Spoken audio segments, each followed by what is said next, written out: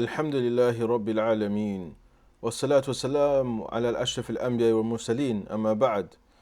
النبي صلى الله عليه وسلم ذكر في الحديث دعوة ذي النون إذ دعا وهو في بطن الحوت أن لا إله إلا أنت سبحانك إني كنت من الظالمين، إنه لم يدع بها مسلم في شيء قط إلا استجاب الله له. قال الترمذي حديث صحيح. In this hadith, the Prophet Muhammad sallallahu alayhi wasallam, he mentioned that the dua of the noon of Yunus alayhi salam, when he was in the stomach of the well, and he said, there is none worthy of worship except you, Ya Allah. Subhanaka, glory be to you.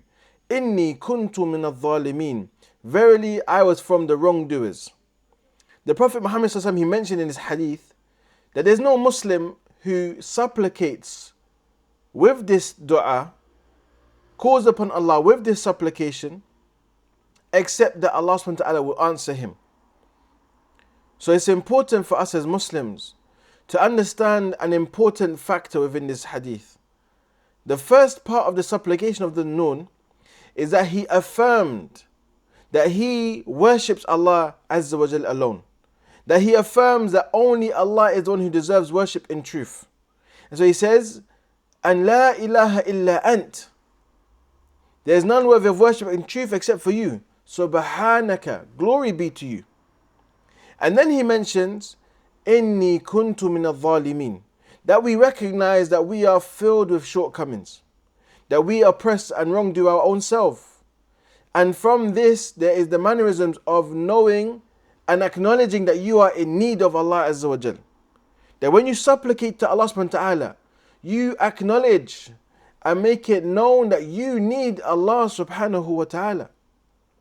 And Ibn al-Qayyim rahimahullah, he mentioned in his book Ad-Da'u wa Dawa, the disease and its cure, min adab ad-da'i, some of those manners for the one who is calling upon Allah subhanahu wa ta'ala that they should uphold.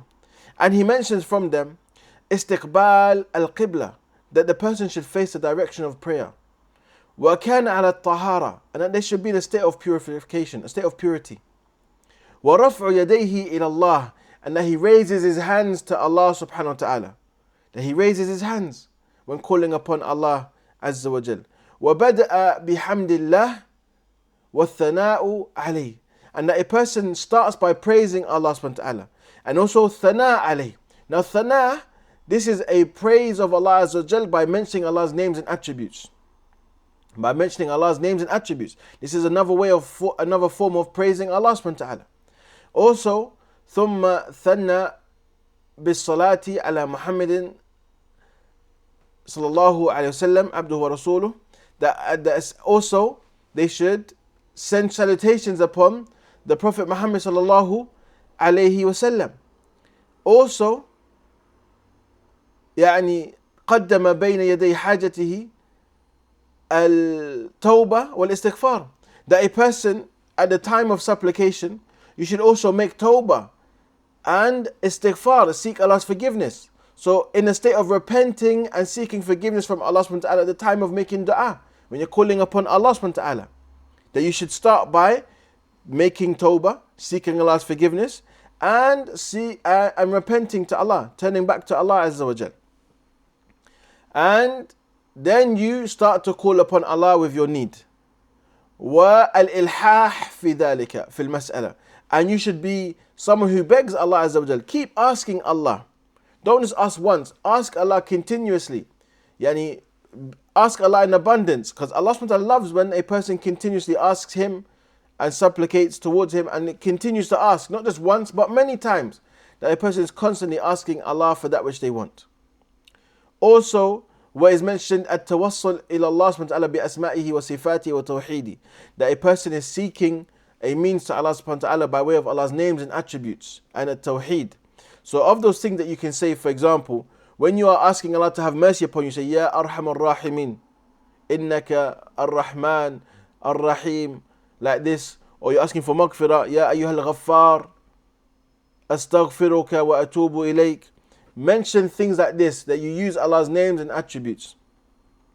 You are asking for rizq. Ya ayyuhar razaq, urzuqni. Like this, you mention Allah's names and attributes for that which you're asking, that which consists of the meaning of that which you're asking for. These are of the ways that will aid you in having your supplication answered by Allah subhanahu wa ta'ala. Also, what is mentioned, قَدِّمْ بَيْنِ يَدَيْ دُعَائِهِ صَدَقَةً, that when you are making dua, you're going to make dua to Allah subhanahu wa ta'ala, then you could give sadaqah. Give sadaqah as an act of righteousness that will aid you in having your supplication answered from Allah subhanahu wa ta'ala. As Ibn al-Qayyim mentions, فَإِنْ هَذَا الدُّعَاء لَا يَكَادُ يَرَدُّ أَبَدًا. So if you have these characteristics and mannerisms when you're supplicating to Allah, then perhaps this person's supplication will not be rejected ever. And it's important for us to understand something when it comes to dua. Sometimes you may ask for something specific and you're not given this thing. And because when it comes to Allah answering your supplication, some of the ulama, they mention that one, Allah may save that which you're asking for the hereafter, or Allah may give it to you, that which you're asking for, or Allah knows that that thing you're asking for is not good for you, so Allah does not give it to you. Allah gives you something better than this, because Allah knows that which you're asking for is not good for you. So these are of the mannerisms that a person should uphold when they are making dua to Allah subhanahu wa ta'ala. Also, don't raise your voice. And you have a voice that shows that you're in need of Allah subhanahu wa ta'ala. You don't need to make it poetic, but you should have a voice that shows that you're actually calling upon Allah subhanahu wa ta'ala because you are in need of Allah Azza wa Jal. So these are of the things that a person can do when they're calling upon Allah, when they're making dua and supplicating to Allah Azza wa Jal, to observe these mannerisms as a means that your dua is more likely to be accepted. Jazakumullahu khairan. Wassalamu alaikum wa rahmatullahi wa barakatuh.